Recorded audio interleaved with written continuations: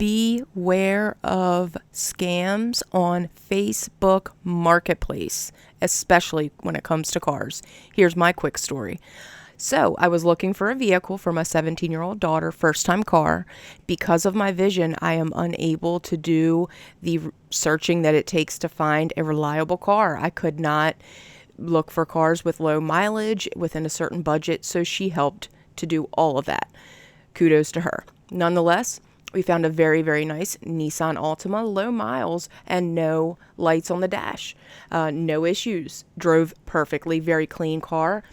We met this gentleman about an hour from our house, and the title looked a little suspicious to me, but I couldn't make out what it was that looked suspicious. It just did not look like the typical title that comes from my state in Maryland.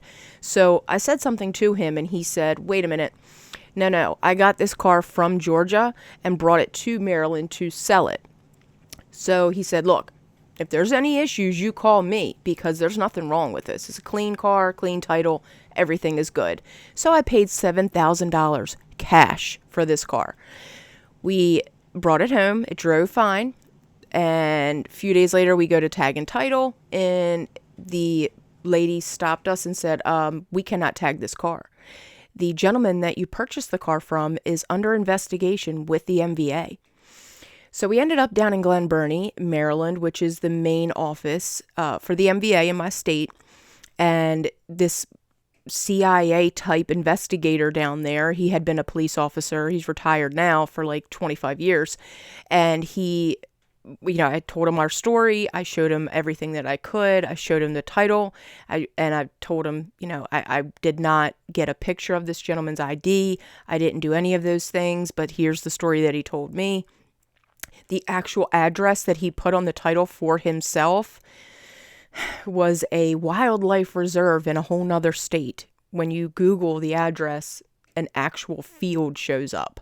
So the tech guy came over, and just off of the Facebook profile for this man, they were able to find him, and hopefully they brought him to justice, and they were able to figure out who he was, where he was, locate him, and charge him with fraud of some sort. Nonetheless, be very careful when it comes to buying cars off of Facebook Marketplace. Their address that is on the back of the title should match what's on their driver's license. And the best thing to do, based off of what the MVA told us, is to meet the person at a tag and title place and put it through the process there. That way they can run a background check on the VIN number, and you'll be safe. Just be careful. It ain't safe out there, and people will scam you any which way that they can. But that's my story. Luckily, we were able to get the car tagged and titled, and my daughter's driving that vehicle now. But till next time, peace and love's the main idea.